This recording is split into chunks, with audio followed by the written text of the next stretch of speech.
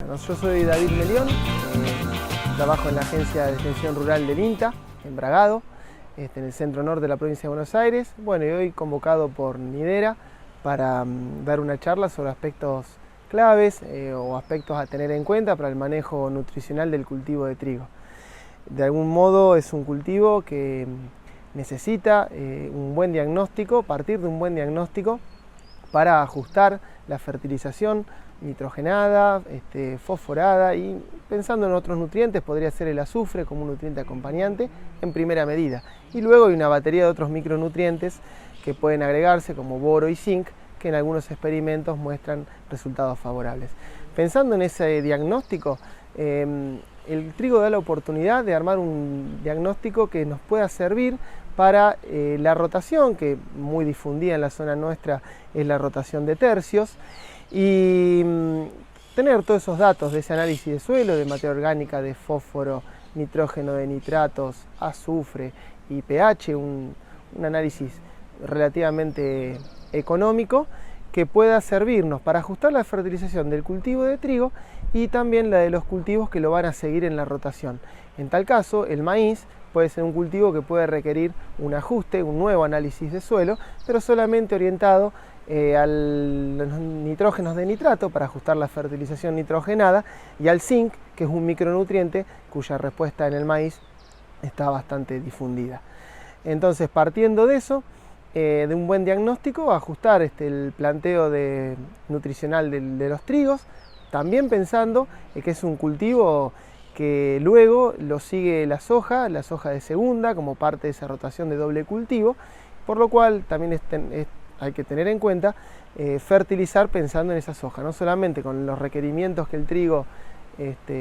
necesita cubrir, sino también los del cultivo de soja que lo va a seguir.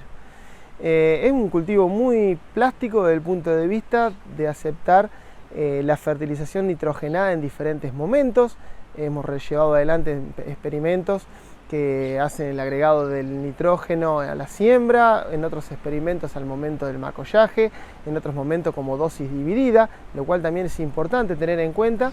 no solamente para ajustar bien en términos del rendimiento potencial que queremos buscar con esa fertilización, sino también minimizar el impacto negativo y las contaminaciones derivadas de la fertilización con altas dosis de fertilizante nitrogenado. Por lo cual es muy bueno partir de un buen diagnóstico para hacer las cosas bien, para que el concepto de momento, dosis, fuente sea el correcto y partir de una buena práctica agronómica en la fertilización de este cultivo tan noble como es el trigo. Es importante tener en cuenta que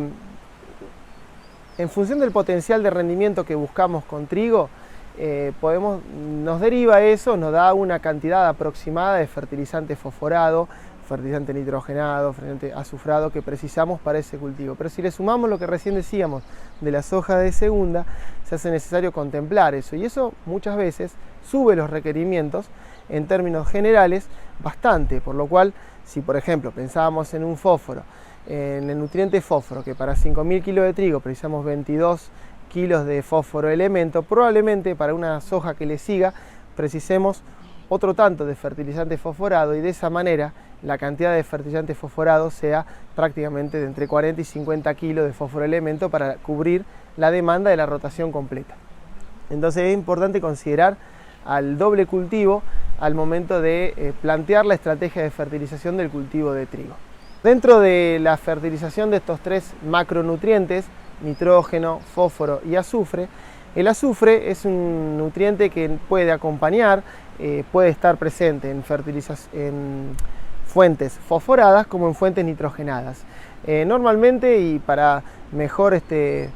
plasticidad en cuanto a la dosis a utilizar de azufre, el carry que puede resultar un poco más económico es la urea. Entonces, cuando decidimos la fertilización con urea, la dosis a utilizar, en ese momento también intentar agregar el azufre que precisa el cultivo, tanto el de trigo, como recién decíamos, como el de soja también. Entonces, eso puede, en términos de logística, brindar algunas ventajas en relación a que si lo atamos al fertilizante fosforado, que normalmente va más asociado al uso de la sembradora,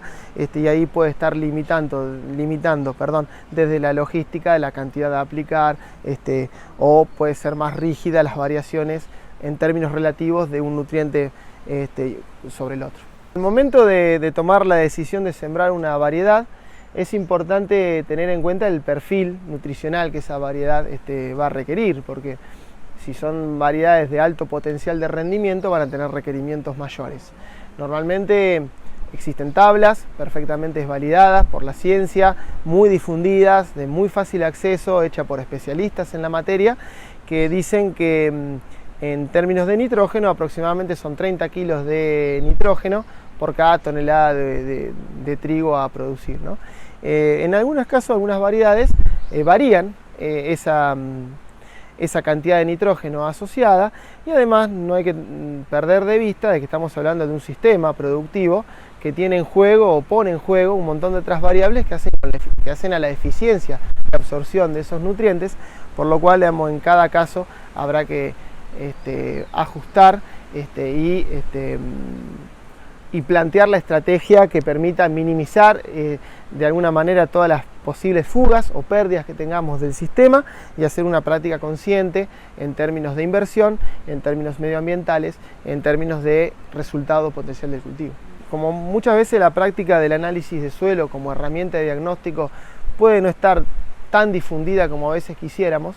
es bueno por ahí utilizar una manera de, bueno, al cultivo de trigo le hago un análisis completo, y esa información, tanto en fósforo o en azufre, para hablar de los dos nutrientes más macros, es información que yo puedo usar después para decidir la fertilización fosforada de los cultivos que le siguen al trigo. El dato de nitrógeno, por supuesto, que me hace falta para ajustar la fertilización nitrogenada del cultivo de trigo. Al año siguiente, cuando viene en la rotación, es muy probable que en la rotación de tercios aparezca el maíz como cultivo integrante de esa rotación. En ese momento hacer un nuevo análisis, pero focalizar en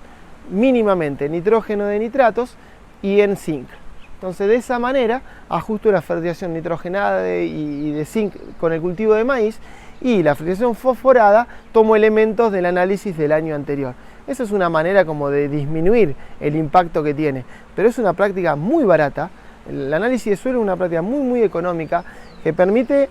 partir y tomar una decisión como corresponde. Es muy económica, y si hoy lo ponemos en términos relativos a lo que significan esos ajustes en dólares por hectárea que tenemos que gastar luego en fertilizantes, es prácticamente insignificante. O sea que no habría ninguna excusa para partir de un diagnóstico de fertilización sin análisis de suelo.